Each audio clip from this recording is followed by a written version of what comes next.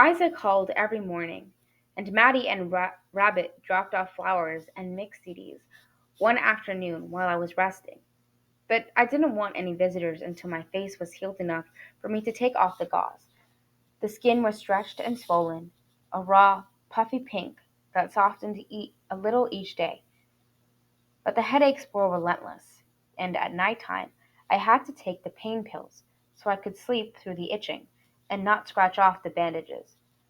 When the sores are ready, I used vitamin E, popping the gummy liquid from the capsules and applying it with my fingers. And I took the antibiotics religiously, so that when I went for my follow up a week after they'd sent me home, the doctor said eventually my cheek would look just like it always had. Just keep treating it the way you are, and it'll be light scarring at most, I bet, he told us. The kind of thing that would only be noticeable if you sunburned. I can refer you to a plastic surgeon in a few months if it still isn't healed, but I doubt that will be necessary. He wrote something down and then closed my chart. You're lucky, you know that? It could have been worse, he said. Beckett ended up being the first person I saw after the accident, besides my mom. He showed up with a bag of to go boxes from Squat and Gobble, hanging from his wrist, and a cup of coffee in each hand. I come with a peace offering, he said, as he stood in the doorway. Zorba the Greek and the Mamma Mia. Am I allowed to come in? I nodded. Absolutely. I was in the reading chair with my laptop, watching Sid and Nancy. You look. He eyed the casts, both of them. The sling I wore for my shoulder when I wasn't practicing with the crutches, and finally my cheek. The sores still pink and prominent. Let's be honest. You look like you got reamed by a car in PCH. But he started unpacking the food on my bed as he talked. I called, you know. I know that you know. Your mom took a million messages and told me she was telling you. He opened the boxes and handed me plastic silverware, restaurant napkins, and my paper cup of coffee. And I totally get why you didn't want to talk. But then I figured if I just show up and knocked on your door with my tail between my legs, then you'd have to let me in, right? Especially if I brought food. He sat on my bed with his styrofoam container, and I stayed in the chair with mine. And he told me that Maddie and Rabbit were officially together, which I already knew, and that someone took a video of Nothing Right playing the gig, which I hadn't heard about, and he could email it to me if I wanted him to, because it'd been making the rounds with the kids from school, and everyone was still talking about how great we sounded. Minus the second set, I said. I'm pretty sure the second set was awful, like record making horribleness. But he shook his head. Not that anyone sang. I'll take it, I said. I'll be happy if no one mentions the second set ever again. And then, halfway through my crepe, Beckett finally said, I'm sorry I was such an asshat that night. About Jay and all the other stuff I said too.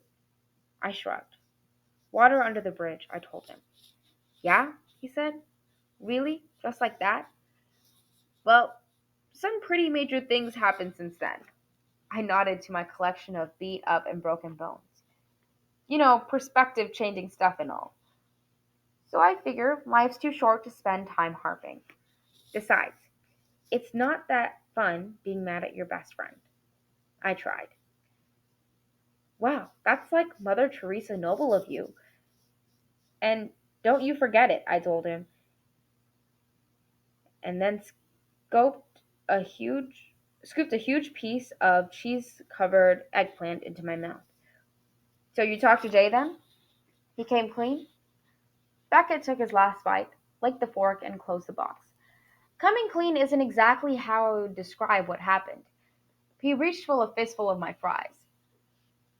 When I heard about the accident and all, I was crushed, you know. Your mom told my mom everything as it was happening. And I knew you were going to be okay, but still. You probably don't remember it, but I came to see you at the hospital.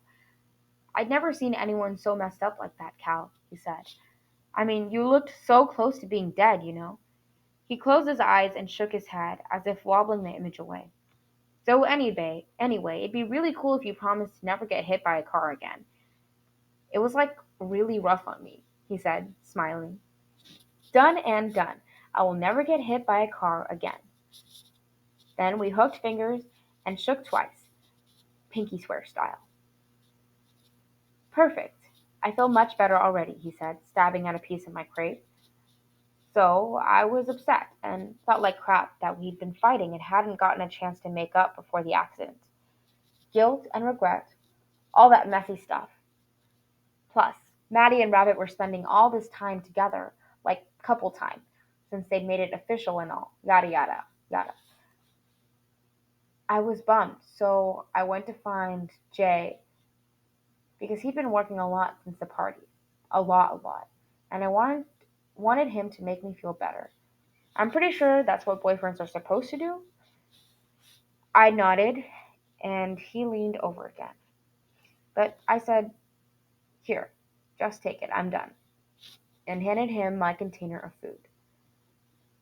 So I went to the coffee shop and let him cheer me up. But I showed up unannounced.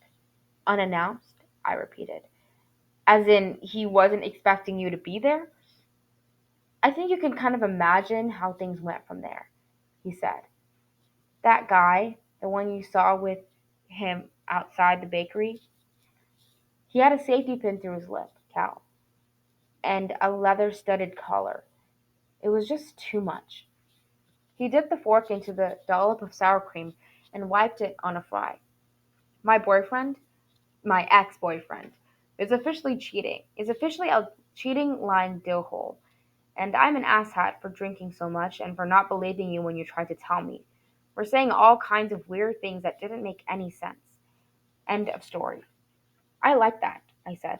Dill hole. It works. He sighed and dropped the fork, closed the container, and moved it aside so that he could lean towards me. I've tried so hard to do right, he said, but I totally screwed up. I leaned forward too, as much as I could with the cast and the sling and all, but I leaned forward enough that I met him halfway and we could hold hands. Grover Cleveland, he said. Well, not that last part. That was all me. The next morning, when Isaac called, I asked if he wanted to come over. As long as you promise not to call me Scarface or something, I'm officially ready for visitors.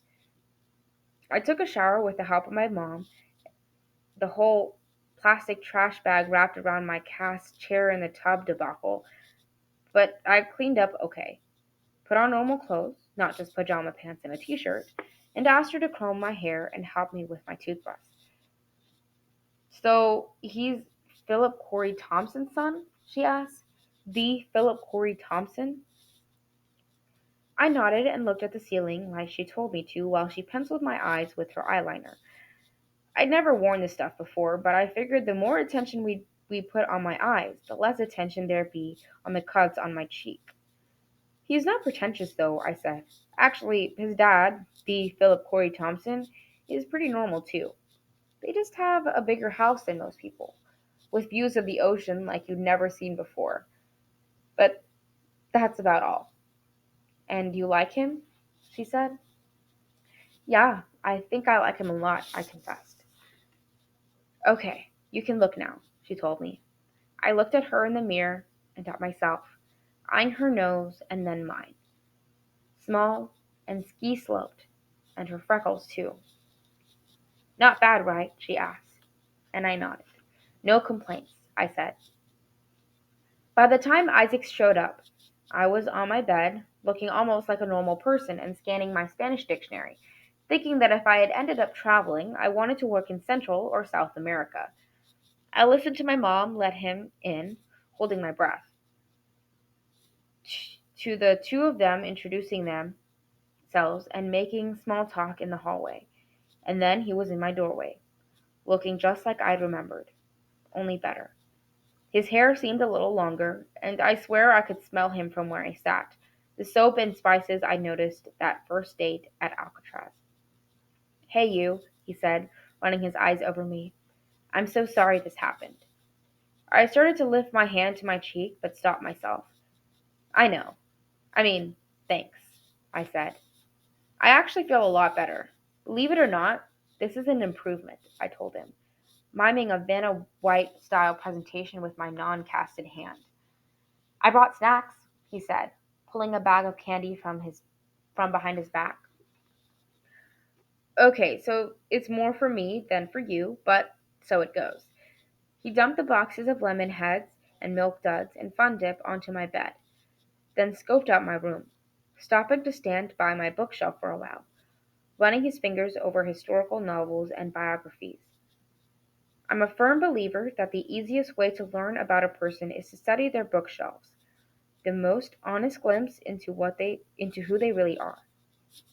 And then he was on the bed, sitting gently before he tapped the cast on my leg and said, "No signatures? Now, that doesn't seem right." I found a Sharpie in my nightstand and handed it over so he could start sketching. "No peeking," he said, and then he nodded to the dictionary. "Cómo está? How are you holding up?" I felt the pressure of his hand on my leg, even under all that plaster. I leaned forward, grabbing his attention when I wrapped my finger around his wrist so that he had to stop drawing. And then he kissed me. That no rush, slow kind of kiss. Like we had nowhere else to be. I loved that. We talked about the party and the band, and then he asked about the dictionary. And I told him I was doing research for after graduation. "I want to take a year off to travel," I told him. "I think I might apply for a volunteer program with Habitat for Humanity, an international program for 6 months or so, maybe a year." He didn't knit his eyebrows together skeptically or say, "Wouldn't it be better to go to school first?" He nodded, like it was the best idea he'd ever heard. "I think you'd be amazing at that. You'd kick ass in a program like that, and you shouldn't feel guilty about wanting to travel and explore the world a little before going to college." And I couldn't help it. It just seemed like it was sitting there between us, since we were talking about making plans. So I asked, "What about you?" I was I kind of get the feeling we're not supposed to talk about the fact that you leave for Paris next month. But it's there, and I can't help but think about it. He said that he had until the end of the summer, and always left the last week of August, so he'd have a few days to settle in back at home before school started. Home, that's what he called it. And I'd wondered how I'd been such a moron to let myself fall for someone who lived on the other side of the world. "It's okay though," he said. "I like this," he told me, waving his hand in the space between us.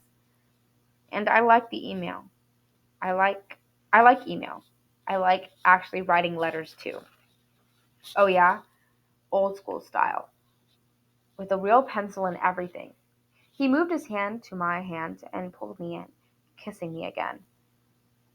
"I'm an excellent email and letter writer," he said. "You'll see." He tilted his head, looking at his drawing on the cast, and then lowered the Sharpie back down and kept going. "My dad's been bugging me about sharing time on holidays. Sometimes he comes to France for a week or so after Thanksgiving, but I know he'd rather have me here. Maybe I'll come back for Christmas."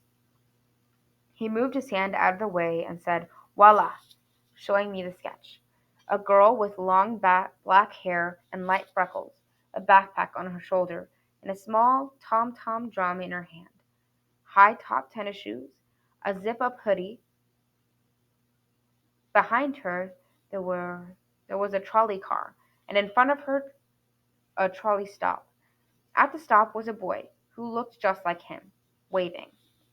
A little farther down, closer to my ankle, he'd drawn the Golden Gate Bridge and Alcatraz, just on the plane of my foot, and then signed his name in the small square print, his handwriting just like my dad's. "I love it," I said. We hung out for a while in my room, and then I admitted I'd had ulterior motives when I'd asked him to come by. "I like the sound of that," he said, kissing me again. But I pushed him off playfully. I was wondering if you would help me. He nodded at the stack of books. I nodded at the stack of books piled in my reading chair. I'm 20 days overdue, and after seeing your mom, I kind of figured a trip to the library would be right up your alley. He, After seeing your room, I kind of figured a trip to the library would be right up your alley. He went to the stack and started sorting through them, flipping through the history books about 1906. So there's still no information about your dad? No trace, nothing. He had the photo exhibit book in his hand, and I said, "That one's mine. The rest I want to return. All of them need to go back." He nodded. And it just means that maybe I failed, that I couldn't find him, couldn't figure it out. Maybe maybe I didn't try hard enough or couldn't think of the one great thing that would unlock all the answers. I shifted so that I was sitting on the edge of the bed and he sat down next to me. Or maybe it's not my fault, not my failure at all. Maybe you're right and it's just one of those things, those mysteries that can't be explained, like intuition, like that Taos hum thing. Exactly. But then I shook my head. Except not exactly.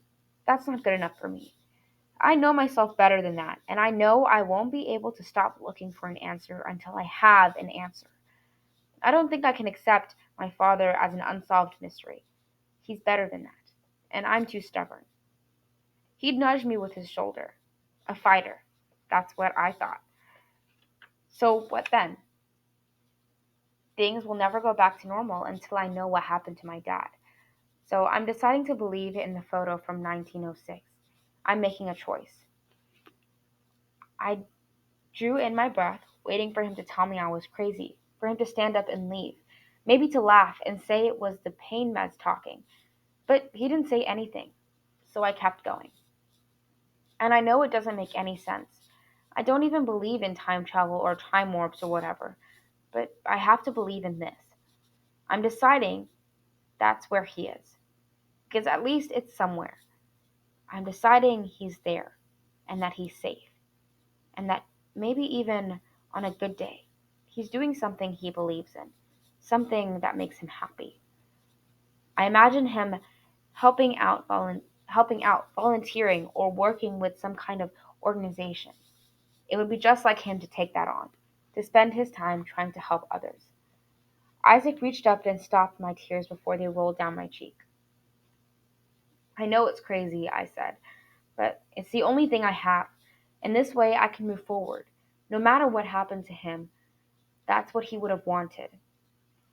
Isaac was nodding. But then he said, "I don't think things will ever go back to normal either way though. I don't mean to be argumentative, but the thing is you have to make a new normal, right? Normal now, right? You kind of already have. I mean, since he's been gone, you've become a more dedicated drummer. You played your first gig. You changed your plans for after graduation." His hand found my hand and moved them to his knee. "You met me, and we started this. Well, there's this thing between us now, right? Everything's different. You already created a new normal, just like he did when his parents split up, I guess. Or like Rabbit did when he got sober, or Maddie when her dad left. I realized we were doing it all the time. That there was no such thing as a permanent normal. And maybe that was a good thing. So it ends here, with my choice to believe in the photo," I said. "It ends with us returning the books. No more researching, and less worrying too. Less harping on things I can't control, and more paying attention to what's happening now." He kissed my hand, the inside of my elbow, my cheek. I liked the sound of that. My nose, and my eyelids, and my mouth too. "So we'll return the books today?" I nodded and kissed him back.